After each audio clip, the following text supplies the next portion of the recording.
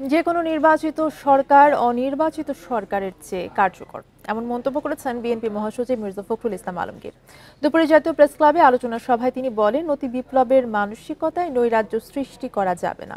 আবারও আমলারা চুরি আর দুর্নীতির চিন্তায় ব্যস্ত বলেও মন্তব্য করেন বিএনপি মহাসচিব। শহীদ রাষ্ট্রপতি বিএনপির প্রতিষ্ঠাতা জিয়াউর রহমানের ৮৯তম জন্মবার্ষিকী ও জিয়া স্মৃতি পাঠাগারের দ্বাদশ প্রতিষ্ঠা বার্ষিকী উপলক্ষে আলোচনা সভার আয়োজন করে জিয়া স্মৃতি পাঠাগার। অনুষ্ঠানে প্রধান অতিথি হিসেবে যোগ দেন বিএনপি মহাসচিব। এ সময় সোভিয়েত ইউনিয়ন, চীন সহ বিভিন্ন দেশে বিপ্লবের পর রাজনৈতিক সামাজিক অস্থিরতার কথা তুলে ধরেন তিনি। ধৈর্যের সাথে দেশের বর্তমান পরিস্থিতি মোকাবিলার জন্য ছাত্রদের প্রতি আহ্বান জানান মির্জা ফখরুল।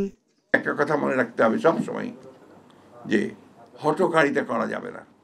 অতি বিপ্লবী কোনো চিন্তা ভাবনা নিয়ে সমাজে আরো অস্থিরতা বা একটা চরম একটা পরিস্থিতি সৃষ্টি করাটা বোধহয় সঠিক হবে না।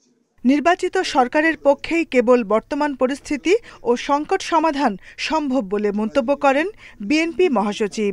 আমরা বিশ্বাস করি, আমি জানি না আমার এই বিশ্বাস ভুল কিনা, যে কোনো নির্বাচিত সরকার কিন্তু একটা অনির্বাচিত সরকারের চেয়ে ভালো। এখনই করে ফেলতে হবে তা তো বলছি না, ন্যূনতম যে সংস্কারটা প্রয়োজন সেটা করে নিয়ে নির্বাচিত করলে সমস্যাটা অনেকটা সমাধান হবে। প্রশাসনে আবারও দুর্নীতি বেড়েছে বলে দাবি করেন বিএনপি মহাসচিব। বলেন, দুর্নীতি, চুরি আর ব্যক্তিগত স্বার্থ ছাড়া আমলাদের মাথায় আর কোনো চিন্তা নেই। দুর্নীতি, চুরি, ব্যক্তিগত স্বার্থ ছাড়া আর কোনো চিন্তা নেই সরকারি আমলাদের মধ্যে। Jahanara Parvin, Independent News, Dhaka.